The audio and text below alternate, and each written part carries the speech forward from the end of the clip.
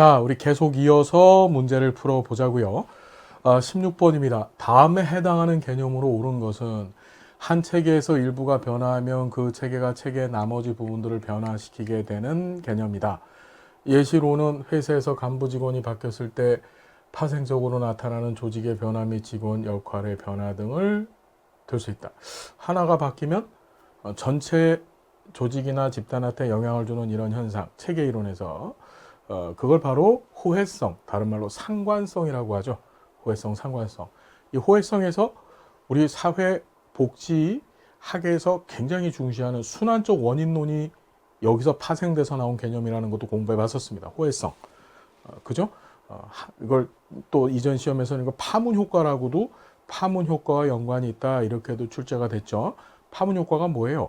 잔잔한 물에다가 돌을 하나 탁 던지면 던져진 그 한 장소에만 영향을 주는 게 아니라 울림, 파문이 발생하면서 전체 이 물 웅덩이 또는 호수에 영향을 주죠. 호혜성에 관한 얘기더라. 자, 어렵지 않은 문제고요. 그리고 17번 영화기에 관한 설명 옳은 것은 자, 콜버그는 이때를 전인습적 도덕계에 해당한다고 얘기했다. 여러분, 전인습적 도덕계는요, 우리 시험에 영화기는 항상 0에서 2세로 출제가 되잖아요. 이 전인습적 도덕기, 그러니까 콜버그는 전인습적, 인습적, 후인습적 이렇게 세 개 단계로 이 도덕성의 발달 단계를 제시를 했죠. 그때 이 전인습적은 보통 4살부터 9살 때 정도까지, 이때까지를 얘기하는 거예요. 그러니까 4살 이전, 그러니까 영아기 때는 도덕성이라는 개념이 없죠. 특히 전인습적 도덕성을 구성하는 그 하위 단계 두 가지가 있었어요. 그 첫 번째가 타율적 도덕성하고 그 다음에 도구 쾌락적 도덕성, 이렇게 두 가지가 있었었죠. 그거는 다른 누군가, 보통 이제 부모죠. 부모님과 상호작용할 수 있는 능력이 있어야 돼요. 말로. 그렇죠. 말도 할 수 있고 주고받는 게 있어야 되는 거예요. 그 너무 어릴 때는 그런 것들이 불가능하다. 무슨 얘기인지 알겠습니까? 그 영아기 때는 도덕성 얘기를 하는 게 아니에요. 그래서 우리가 뭘 배웠냐 하면, 이 도덕성 하면 피아제의 인지발달 이론의 도덕성도 있었었잖아요. 피아제는 전조작기 때 타율적 도덕성, 구체적 조작기 때 자율적 도덕성을 얘기했어요. 그럼 이 앞에 있는 감각운동기 때는 도덕성이 있어요, 없어요? 없는 거죠? 예. 0에서 2세 사이에는 2세에 해당되는 감각운동기 때는 도덕성이 없는 거예요. 에릭슨은 주 양육자의 신뢰 대 불신, 기본적 신뢰감 대 불신, 그래서 희망이라고 하는 자아 특질을 얻는다 그랬고요. 자, 2번이 맞네요. 영학이니까. 피아제 보존 개념이 확립됐다. 자, 보존 개념이 시작되어지는 시기는, 피아제 입장에서는 보존 개념이 시작되는 시기를 자, 전조작기라고 얘기했고, 이 전조작기는 3에서 6세 이때 해당되죠. 그 다음에 구체적 조작기 때 드디어 뭐가 돼요? 확립되어져요. 확립은 7에서 12세. 이 전조작기를 유아기라고 얘기를 하고, 구체적 조작기를 아동기라고 얘기하는 거죠. 그러니까 전 보존 개념이 확립되는 시기다 이러면은 영아기가 아니라 아동기라고 해야지 맞는 거죠. 프로이트의 거세 불안을 경험하는 시기다. 자, 거세 불안은 남근기에 해당되어집니다. 거세 불안, 남자애들한테 발생하는 현상이죠. 그래서 얘는 남근기고, 남근기는 3에서 6세 사이에 해당된다 그랬죠. 3에서 6세는 뭐에 해당되어져요? 예, 이제 그 유아기에 해당되는 거죠. 유아기. 자, 융은 생활 양식이 형성되어지는 시기다 이랬습니다. 이 말 자체가 틀렸어요. 융은 생활 양식이라고 하는 표현을 쓰진 않았었어요. 생활 양식이라는 표현을 쓴 사람은 융이 아니라 누구? 예, 아들러죠. 아들러의 개인 심리 이론에서 생활 양식 4가지 지획해서 얘기를 했습니다. 생활 양식이라는 말을 아예 하지 않았고, 그 다음에 아들러를 대입을 시킨다고 하면 아들러는 또 발달 단계 개념 이런 것도 없죠. 그러니까 이런 식으로 뭐 영아기, 유아기 이런 얘기를 하기가 어려운 거예요, 아들러 입장에서는. 그러니까 여기서 옳은 것을 찾아라. 그러면 17번의 답은 2번밖에 없습니다. 자, 생활 양식은 아들러가 사용한 용어다. 자, 보시고. 자, 18번. 청소년기입니다. 중고등학교 학생 때를 생각하라 그랬었어요. 청소년기에 관한 설명으로 옳지 않은 것은 신체적 측면에서 제2급 성장기다. 맞죠? 제1급등 성장기는 영아기, 제2급등 성장기는 청소년기, 심리적 이유기의 특징을 보인다. 맞습니다. 이유기라는 말이 이제 갈아타는 거예요. 이유식이라고 해서 애들이 젖 먹다가 젖을 떼고 이제 밥을 먹게 되잖아요. 그러면 애기들 입장에서는, 영아들 입장에서는, 아씨, 계속 젖 먹다가 이게 새로운 밥이라는 음식으로 갈아타야 되는 거야. 거기에서 오는 어떤 불안감, 거기에서 오는 상실감, 그렇죠. 이제 더 이상 젖을 못 먹는 거야. 그런 감정들을 통틀어서 우리 어떻게 이유라고 얘기를 하는데, 심리적 이유기라고 하는 얘기는 무슨 소리냐면, 이 청소년기 때가 청소년이 되어졌을 때는 이제 신체적으로는 다 어른이 됐어요. 그렇죠. 그런데 아직 마음은 뭐지? 애기야. 엄마 아빠한테 아직도 의존을 해야 될 상황이에요. 몸은, 신체는 성인이 되어졌는데, 거기에서 이제 갈아타야 되는 겁니다. 이제 성인으로 가야 되는 거거든요. 거기에서 오는 어떤 일종의 상실감, 불안감, 이런 것들을 통틀어서 심리적 이유기의 특징이라고 얘기했다. 부모보다 또래 집단, 이거 맨날 나오죠. 청소년기 때 가장 영향을 주는 대상은 또래 집단이고, 삐아제에 의하면 비가역적 사고의 특징이 나타나는 시기더라, 이랬습니다. 여러분, 자, 비가역적 사고라고 했어요. 비가역적 사고.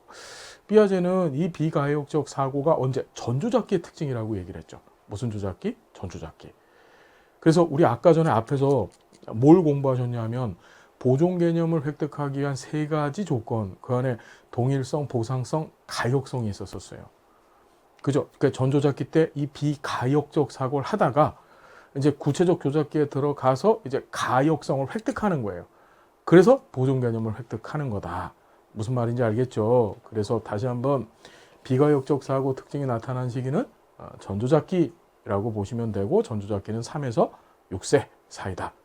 자, 프로이트의 심리 성적 발달 단계에서 생식 2에서 7세 또는 3에서 6세 이렇게 표현합니다. 삐아제는 2에서 7세라 했었어요. 전조잡기를 2에서 7세, 구체적 조잡기가 7에서 12세. 알겠죠? 자, 프로이트의 심리 성적 발달 단계에서 생식기에 해당되어지더라. 그렇죠? 리비도가 이제 온 몸에 난리 부르스를 치는 거야, 그냥. 그걸 생식기라고 표현을 했습니다. 그래서 여기서 정답은 몇 번인가요? 4번이 틀렸죠. 쉬운 문제. 19번. 유아기 3에서 6세에 관한 설명으로 옳지 않은 것은 자신의 성을 인식하는 성 정체성이 발달한다. 자, 우리가 항상 시험에 성 얘기가 나오면, 발달 단계에서 성 얘기가 나오면 유아기 아니면 청년기라고 그랬습니다. 유아기 때는 성 역할, 죄송합니다. 성 정체성이 만들어지고 성적 내면화가 일어난다고 공부했었고요. 유아기 때는. 자, 청년기 때는 어떻게? 사회적 성 역할, 감, 이게 확신된다 그랬죠. 확증된다 그랬습니다. 자, 그래서 자신의 성을 인식하는 성 정체성, 놀이를 통한 발달이 활발한 시기다. 그렇죠. 이때는 이제 상징 놀이를 하게 됩니다. 아이들이. 신체적 성장이 영아기보다 빠른 속도로 진행되어지더라. 에이, 이거 틀렸지. 이것도 맨날 나오는 질문이에요. 영아기는 제1성장 급등기라고 해서 청소년기하고 더불어서 인생을 살면서 두 번에 걸쳐서 확 크는 겁니다. 유아기 때는 성장은 진행되되 그것이 일정한 속도로 확 증가되지는 않습니다. 자, 3번 틀린 거. 이 지문도 여러 번 나왔다. 언어 발달이 현저하게 이루어지는 시기다. 유아기의 가장 중요한 특질이 말을 잘하게 되는 겁니다. 이제 말도 잘하게 되고 이제 신체적으로도 완성이 되는 거예요. 뛰고 놀고 할 수 있고, 그 다음에 말도 잘하니까 그걸 통해서 놀이도 하고, 그죠? 예, 이렇게 되는 거고요. 정서적 표현의 특징은 일시적이며 유동적 성격을 갖고 있다. 그러니까 뭐지? 그러니까 일관적이면서도 어떤 이때 정서적 표현은 굉장히 직관적인 거예요. 일시적이면서 유동적. 그러니까 이때 되면 애들 막 웃다가도 엄마 뭐라는 삐지고, 그죠? 예, 난리 부르스를 쳐요, 성격이. 그래서 성격이 아니라 그 정서 표현이, 그죠? 울다 웃다 이런 짓들을 합니다. 이런 모습들을 보이는 거예요, 유아기 때는. 자, 그런 특징들을 보이더라. 자, 청년기에 관한 설명 옳은 것은 이제 청년 하면 머릿속에 어떤 얘기 기억하시라 그랬습니까? 어떤 일을 하고 살아야 될지, 그 직업을 선택하고, 그죠? 그다음 배우자를 선택하는 거예요. 내가 평생 만나서 살아가야 될 사람, 배우자를 선택하는 건데, 자, 에릭슨의 근면성의 발달을 중요한 과업으로 봤다. 우리 근면성 대 열등감은 에릭슨에게 있어서 학령기는 발달 단계에 있어서는 아동기에 해당되는 거죠. 그러니까 이거는 틀린 거고, 청년기는 뭐죠? 여러분, 청년기는 사랑이라고 하는 자아 특질을 획득하기 위해서 뭐를 해야 된다고 했나요? 예, 우리 청소년기 때 자아 정체감 대 역할 혼란이라고 했었습니다. 그걸 잘 극복하고 나면 이제 성실, 충실이라고 하는 자아 특질이 만들어지고, 그렇죠. 그리고 나서 다음 단계가 청년기입니다. 청년기. 그러니까 청년기를 에릭슨은 성인 초기라고 표현을 했죠. 성인 초기가 되어지면 뭐 한다 그랬죠, 여러분? 예, 자신의 자아 정체감을 훼손하지 아니하면서 다른 사람과 깊은 관계를 맺을 수 있다라고 얘기를 했죠. 예, 그렇죠. 그래서 사랑을 획득한다고 했었습니다. 자, 보면 다른 시기에 비해서 경제적으로 안정돼 있고 직업에도 높은 지위와 책임을 갖게 된다. 이것도 여러 번 시험에 나온 지문인데, 이건 성공한 중년기의 모습이죠. 중년기 얘기하고 있는 겁니다. 이건 아동기 얘기고, 빈둥지 증후군 경험한다. 벌써 청년기 때 빈둥지 증후군 경험하면 그거 뭐야? 이것도 중년기 때 특징이죠. 또래와의 상호작용을 통해서 자아 개념이 발달하기 시작한다. 또래와 자꾸 상호작용하고 이 또래 친구들과 상호작용하면서 자아 개념 만드는 건 유아기쯤으로 봐야 되겠죠. 직업 준비, 직업 선택. 항상 청년기가 시험 문제 나오면 직업 갖는 것, 그 다음에 사랑하고 보살피는 능력이 생기면서 이제 배우자감을 찾고 그와 깊숙한 사랑을 하는 거예요. 자, 그게 바로 청년기다. 그 답은 몇 번? 5번이 답이네요. 20번의 답은 5번입니다. 어렵지 않죠? 자, 21번. 생애 주기와 발달적 특징의 연결로 옳지 않은 것은, 자, 영아기 애착. 영아기 하면 애착. 이건 뭐 맨날 시험에 나오는 거잖아요. 가장 중요한 게 애착이고. 아동기는 자아 정체감 확립. 이건 청소년기죠. 자아 정체감 하면 그냥 무조건 청소년기. 됐나요? 예, 자아 정체감 확립시키는 건 청소년기다. 벌써 틀렸네요. 자, 청소년기는 제2성징의 발달이다. 제2차 성징. 태어날 때 우리 남자 생식기, 여자 생식기를 다르게 갖고 태어나요. 그걸 1차 성징이라고 얘기를 하고, 그 태어날 때 갖고 나왔던 그 생식기가 내부 장기, 여성은 이제 자궁이나 또는 이제 나팔관, 이런 걸 통해서 실제적으로 생식 능력을 갖게 되는 거예요. 그런 것들을 2차 성징이라고 하더라. 이 청소년기는 2차 성징이 발달되어지는 시기죠. 중년기 때는 신진대사가 저하됩니다. 요새 제가 그래요. 힘들어요. 예, 여러분들도 그런 분들 많죠? 예. 노년기 때는 내향성과 수동성 증가, 이것도 시험에 아주 잘 등장하죠. 예, 내향성, 수동성이 증가되어진다. 우리 노년기 때 주요 특징들, 그렇죠. 꼭 좀 정리해 두시고요. 정답은 몇 번입니까? 틀린 거. 답은 2번이죠. 이건 청소년기 얘기입니다. 22번인데 재밌는 게 출제됐어요. 다음 중 태내기에 관한 설명으로 옳지 않은 것은, 엄마 뱃속에 있을 때인데 배종기. 그렇죠. 이게 첫 번째 단계입니다. 우리 태내기에 3단계가 있는데, 그 배아기, 그 태내기의 3단계 중에 맨 첫 번째 단계가 배종기인데, 우리 교재 안에도 이게 명확히 정리가 되어 있어요. 수정 후 수정란이 자궁벽에 탁 착상될 때까지의 시기를 배종기라고 하고, 임신 3개월 되면은, 자, 임신 3개월이 임신 초기라 그랬죠. 이때가 되면 태아의 성별 구별 가능해진다. 이것도 시험에 여러 차례 나온 지문이고요. 자, 양수검사, 우리 육모 생체막 검사하고 더불어서 굉장히 위험한 검사 방법이라 그랬죠. 다운 중후군 등 다양한 유전적 결함을 판별할 수 있지만 굉장히 위험하기 때문에 아주 특별한 경우에만 사용을 하더라. 3번.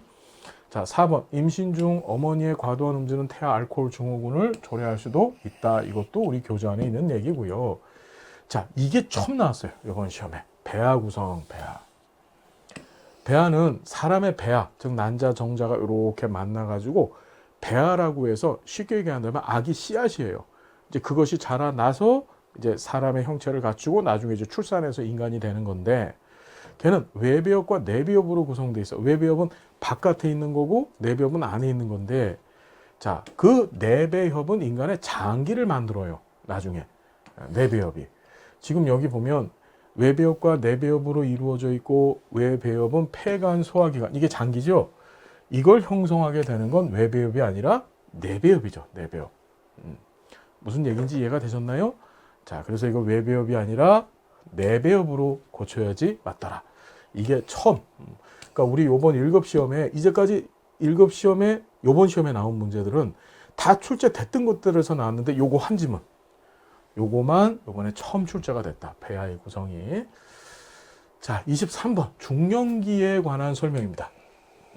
생산성 대 침체 심리사회적 위기 경험을 하게 되는데 덕목이 이 돌봄, 케어라고 얘기했는데 이걸 배려라고도 합니다. 돌봄, 케어. 그러니까 이게 배려가 아니라 이거 배려 아니야? 배려잖아. 막 이러면서 이게 틀렸어. 이렇게 생각하면 안 되고 이 케어라는 말을 일부러 써놓은 거예요. 이 케어를 배려라고 하거든요. 우리 배려 어떻게 배웠지? 일방적 사랑이라 그랬죠. 남이 날 사랑하지 않아도 난 너를 사랑하는 거야. 그걸 돌봄이라고도 얘기를 하더라. 자, 유동성 지능은 높아지며 얘도 시험에 억수로 많이 출제가 됐죠. 그래서 문제 해결 능력도 향상될 수 있다. 여기 보면 유동성 지능이 높아지는 게 아니라 유동성 지능은 감소되어지죠. 중년기 이후부터. 발음이 안 돼. 결정성 지능이 어떻게 높아지는 경향을 보이고 그리고 자, 스키너는 이 중년기 때 오히려 문제 해결 능력도 향상될 수 있다. 그동안의 삶의 경험 등을 통해서. 그러니까 여기서는 유동성 지능이 아니라 결정성 지능만 고쳐놓으면 맞는 지문이 되는 거예요. 이건 틀린 겁니다. 자아통합이 완성되는 시기 자신의 삶에 대한 평가를 시도한다. 여러분 자아통합 하면은 이건 뭐죠? 노년기의 특징이죠. 노년기 자아통합 때 절망이라고 하는 심리사회적 위기를 경험하는 거예요. 자, 갱년기 증상은 여성에게 나타나고 남성은 경험하지 않는다. 자, 갱년기라는 말이 이게 다시갱자거든요. 다시갱. 우리 갱년기라는 말이 어떤 의미인지 여러분 강의 시간에 말씀을 드렸죠. 갱년이라는 말은 다시 사는 거예요. 이전까지의 삶은 점점 좋아지는 상승적 발달, 건강해지고 육체적인 능력도 강해지고 그런데 이 중년기를 기점으로 해서 이전에는 경험해 보지 못했던 이 퇴행적인 삶을 살 수밖에 없는 거예요. 건강은 나빠지고 눈도 침침해지고 머리도 나빠지고 그죠? 예. 그런 현상이 발생되어진다. 새로운 인생 사는 겁니다. 나빠지는 인생. 그걸 갱년기라고 하는데 자, 여성한테도 여러 가지 갱년기 증상이 나타나게 됩니다. 대표적인 게 여성의 호르몬 대사, 에스트로겐 호르몬 대사로 인해서 발생하는 폐경, 그다음 홍조 현상 이런 것들이고 남성도 경험을 하죠. 이것도 출제가 여러 번 됐던 질문입니다. 그래서 남성도 경험하되 그 갱년기로 인한 고통은 남성에 비해서 여성이 더 크다까지 기억을 좀 하셔야 돼요. 그렇게 출제가 됐죠. 자, 융에 의하면 남성에게는 아니마, 여성에는 아니무스 알고 있죠, 여러분? 야, 얘 맨날 나와. 이 징글징글하게 나와. 아니마, 아니무스. 아니마 남자가 치마를 입고 다녀. 이렇게 기억하시라 그랬었어. 그래서 남자가 여성화돼요. 그걸 아니마. 여자가 무스를 발라? 남자처럼? 그래서 여자는 아니무스. 자, 그래서 여기서 정답은 몇 번? 1번이다. 배려 아니에요? 돌봄 맞다. 자, 24번 아동기의 발달에 관한 설명으로 옳은 것은 아동기 이제 초등학교 입학해서 졸업할 때까지의 시기라 했습니다. 자, 프로이트의 성에너지가 무의식 속에 잠복하는 잠재기에 해당되어지더라. 맞습니다. 그래서 잠재기에 해당되고 이때 애들들은 어떤 현상을 보인다 그랬었어요. 그 그러니까 리비도라고 하는 성적 에너지가 잠재기에 들어가 있고 그래서 그 에너지를 무슨 용도로 사용을 해요? 이제 공부를 하거나 또는 친구들과의 관계를 맺는데 사용을 했었더라. 자, 그리고 자, 보면 이건 맞죠? 피아제, 보존, 분류, 유목화, 서열화 등의 개념을 점차적으로 획득한다. 맞죠? 자, 또 콜버그, 보존 개념 획득하는 거예요. 획득.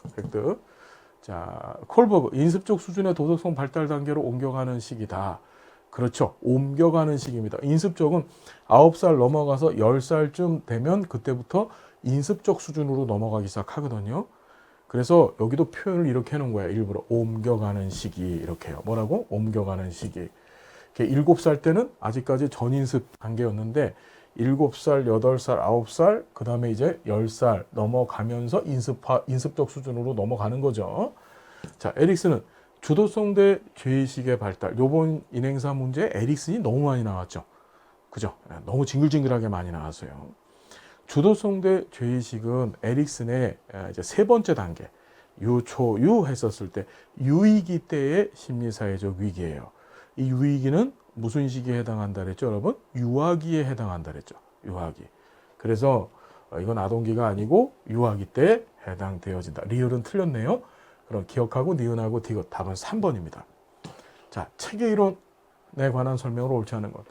자, 네겐트로피란 체계를 유지하고 발전을 도모하고 생존하는 것을 의미한다. 맞죠? 그래서 개방 체계에서 발생하는 기능적인 현상이라 그랬습니다. 네겐트로피. 그죠? 그 답은 옳은 거, 옳지 않은 거 찾는 거네. 이건 맞는 거고. 항상성은 비교적 안정적으로 균형 상태를 유지하기 위한 체계의 경향을 말한다. 그래서 체계가 항상성의 범주를 정해놓고 이 범주 내에서 자, 일정 부분 개방 체계가 항상성의 범주를 정해놓고 어떻게 지속적인 상호작용을 통해서 체계를 유지시키려고 하는 거죠. 자, 맞고요. 그래서 체계 경향 하면은 세 가지 경향이 있었죠. 균형, 항상성, 안정상태. 다시 균형, 항상성, 안정상태. 그 중에 항상성은 자, 비교적 안정적 균형 상태 유지하기 위한 비교적 개방 체계에서 발생하는 그런 현상이었었다. 자, 경계. 체계를 외부 환경과 구분 짓는 보이지 않는 그런 테두리. 그걸 경계라고 얘기했고. 자, 다중종결성입니다. 다중종결이라는 말은 결론이 다르다는 거죠. 그러니까 결과가 다르다는 거예요. 결과가. 뭐냐면 어떤 하나의 원인이 있었을 때 이 원인으로 인해서 똑같은 결과가 나오는 것이 아니라 각 체계마다 다른 결과를 발생시킬 수 있다. 이게 다중종결성이었었어요. 예를 들어서 사회복지사가 어떤 특정 프로그램을 갖고 개입을 하는 거야. 여기 치매 할머니들이 쫙 앉아 계시는데 치매 할머니들 대상으로 해서 치료 레크레이션 프로그램을 했어요. 그러니까 하나의 프로그램을 제공했는데 한 분은 확 좋아지고 한 분은 조금 좋아지고 한 분은 아예 안 좋아질 수도 있잖아요. 이런 현상을 설명하는 걸 바로 다중종결성이라고 했다. 봤더니 서로 다른 경로와 방법을 통해 같은 결과에 도달한다. 다른 것들을 제공을 했었을 때 같은 결과에 나온다. 이건 다중종결성의 반대인 동등종결성에 관한 설명이죠. 뭐요? 동등종결성. 다른 말로 동귀결성이라고도 하죠. 동귀결성. 얘는 거꾸로 자, 여러 가지 원인이 있어도 이것이 하나의 결과를 만들어낼 수 있다. 치매를 앓고 있는 노인이 우울증을 경험하고 있는데 이 사람한테 A 프로그램을 써도 좋아질 수 있고 B를 써도 좋아질 수 있고 C를 써도 좋아질 수 있는 거예요. 어떤 다른 것들을 써도 좋아질 수 있다. 그걸 바로 동등종결성.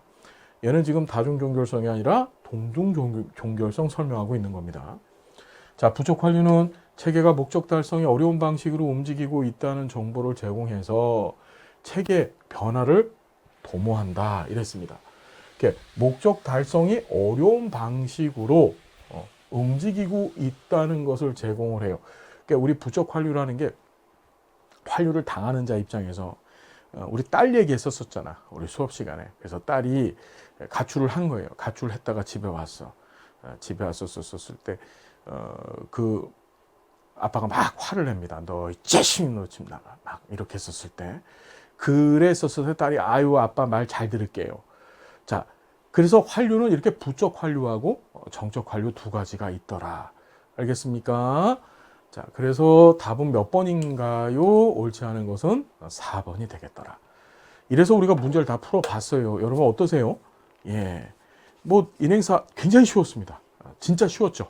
너무 쉬웠습니다. 좋은 점수 받으셨을 것이라고 확신을 합니다. 어렵지 않았고 요번 22회 시험의 특징이 지문들이 좀 길었죠. 예, 그래서 시간을 좀 많이 잡아먹었다라고 하는 그런 뭐라고 할까요? 얘기들을 하시더라고요. 그래도 우리 공부를 이제 잘 저하고 하셨던 분들은 정말 어렵지 않게 풀 수 있는 그런 문제들로 구성이 돼 있었다. 자, 여러분 힘내주시고 자, 다음 시간 우리 이제 사회복지 조사론 공부해보는 시간 가질 겁니다. 감사드리고 다음 시간 또 행복한 모습 뵙겠습니다. 고맙습니다.